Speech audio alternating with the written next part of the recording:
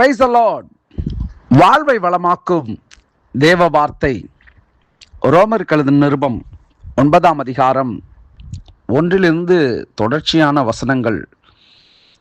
எனக்கு மிகுந்த துக்கமும் இடைவிடாத மனவேதனையும் உண்டாயிருக்கிறது.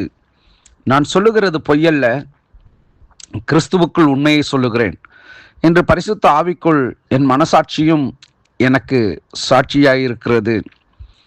பிரியமான தேவனுடைய பிள்ளைகளே, அப்போஸ்தலனாகிய பவுல் இந்த நிருபத்திலே, இந்த 9ஆம் அதிகாரத்திலே அவர் சொல்லுகிற ஒரு காரியம், எனக்கு மிகுந்த துக்கமும் இடைவிடாத மனவேதனையும் உண்டாயிருக்கிறது என்று சொல்லுகிறார்.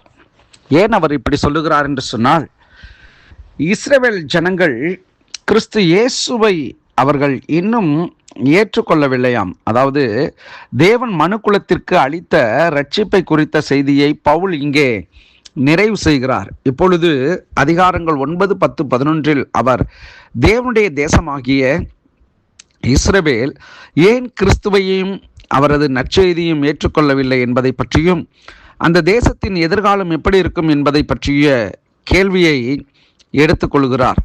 இங்கே நாம் பார்க்கிற பொழுது அப்போஸ்தலனாகிய பவுல் கிறிஸ்து இயேசுவை அவர்கள் ஏற்றுக்கொள்ளவில்லை, இஸ்ரவேல் தேசம் எப்படி தேவனை அறிந்து கொள்ளும் என்ற ஒரு மனவேதனை, ஒரு துக்கம் அவரை ஆட்டி படைத்து கொண்டிருக்கிறது. அதனால தான் அவர் சொல்றாரு, எனக்கு மிகுந்த துக்கமும் மனவேதனையுமா இருக்குது அப்படின்னு அவர் சொல்லுகிறத அங்கே பார்க்குறோம்.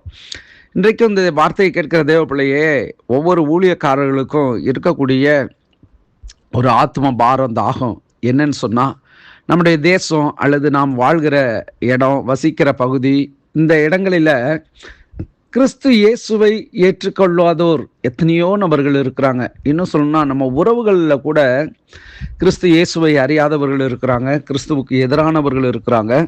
கிறிஸ்துவை பற்றியே ஒரு விழிப்புணர்வு என்பதை காட்டிலும் இந்த ரட்சிப்பு என்பது இன்னும் அடையாமல் இருக்கிறார்கள்.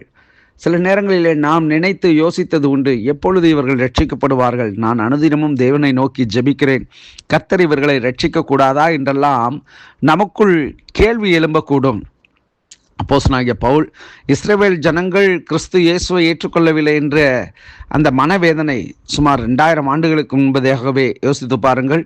அப்போது அவருக்குள்ள அந்த பேர்டன், அந்த பாரங்கள் இருந்தது போல இன்றைக்கும் கிறிஸ்துவை பிரசங்கிக்கிற கிறிஸ்துவனுடைய ஊழியக்காரர்களாகிய நம்முடைய வாழ்க்கையில் இப்பொழுது காணப்படுகிற சூழ்நிலைகளில் இந்த ஜனங்கள் கிறிஸ்து இயேசுவை ஏற்றுக்கொள்ள மாட்டார்களா என்கிற ஏக்கம் நம் ஒவ்வொருவருக்கும் இருக்கிறது. ஆனால் அப்போஸ்தலனாகிய பவுல் அங்கே குறிப்பிடுகிற ஒரு காரியம், நாம் இதற்கு தகுதியானவர்கள் அல்ல. அப்படின்னா நாம் இதுக்கு சுதந்திரவாளிகள் அல்ல. இஸ்ரவேலர்கள் மட்டுமே இதனுடைய முழு நன்மைகளையும் அடையக்கூடியவர்கள். நியாயப்பிரமாண, வாக்குத்தத்தம், இது எல்லாத்துக்கும் சொந்தக்காரர்கள் யாருன்னு சொன்னால் அவர்கள் மாத்திரம்தான். ஆனால் நமக்கு கிறிஸ்து இயேசுவின் மூலியமாக நமக்கு இந்த விளையாட பெற்ற ரட்சிப்பு வந்திருக்குது. ஆனால் இன்னும் நம்மை சுற்றி வாழ்கிற ஜனங்கள் கிறிஸ்து இயேசுவை அறியவில்லையே, ஏற்றுக்கொள்ளவில்லையே, மனம் திரும்பவில்லையே, ரட்சிக்கப்படலையே, ஞானஸ்நானம் பெறலையே, ஆவிக்குள் நிரம்பவில்லையே என்ற ஒரு ஏக்கம் நம்மை அறியாமல் நம்மை தாக்கி கொண்டே இருக்கிறது. ஆனால் ஒரு காரியத்தை நாம் நினைவில் கொள்ள வேண்டும், கிறிஸ்து இயேசுடைய வருகை சமீபமாக இருக்கிறது. ஆனால் அவருடைய வாக்குத்தத்தங்கள் இன்னும் சில காரியங்கள் நிறைவேறாமல் இருக்கிறது. ஒருவரும் கெட்டுப்போவது அவருடைய சித்தம் அல்ல என்று சொல்லப்பட்டிருக்கிறது அல்லவா?